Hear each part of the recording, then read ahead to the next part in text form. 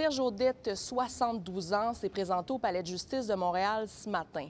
La requête déposée par son avocate qui demandait l'arrêt des procédures pour abus de procédure a été rejetée par le juge.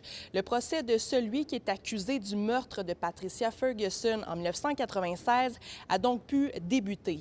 C'est dans le documentaire L'appartement 5 qu'on apprend que Serge Audette est l'une des dernières personnes à avoir vu Patricia Ferguson vivante. Il a d'ailleurs été déclaré délinquant dangereux en lien avec plusieurs agressions sexuelles commises notamment dans les années 1980 et 1990. Et vous êtes allé la chercher chez Linda pour aller prendre une bière, puis vous avez consommé après.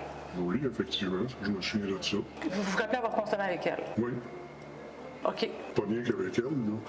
Il y avait elle, il y avait un autre gars que je connais pas, puis il y avait effectivement un enfant. La Cour a entendu une première témoin, Sabrina Ferguson.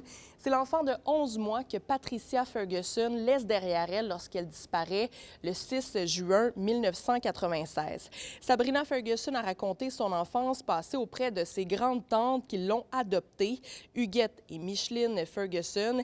Elle essaye de savoir à de nombreuses reprises les circonstances de la disparition de sa mère, mais réalise rapidement que c'est un sujet tabou dans sa famille. De façon très émotive, elle rapporte: je voulais vraiment savoir si elle m'avait abandonnée comme bébé ou s'il lui était arrivé quelque chose et elle ne pouvait pas revenir. Linda Jourdouin a été la deuxième personne à monter à la barre des témoins. C'est chez elle, dans un immeuble de Pointe-aux-Trembles, que Patricia Ferguson a fait garder sa fille la nuit de sa disparition. Madame Jourdouin raconte que Patricia est allée prendre un verre chez le voisin, l'accusé Serge Audette, et n'a jamais été revue.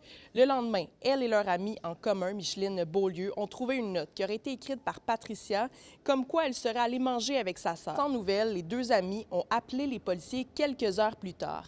Le cousin de Patricia Ferguson lui aurait ensuite dit quelques temps plus tard que la jeune femme avait été vue avec des junkies au centre-ville. Elles ont donc arrêté de chercher. Le corps de la jeune femme n'a jamais été retrouvé.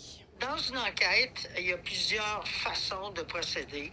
Il y a plusieurs éléments, il y a plusieurs pièces qu'on a retrouvées, qu'on peut déposer. Il y a de la preuve circonstancielle qu'on appelle.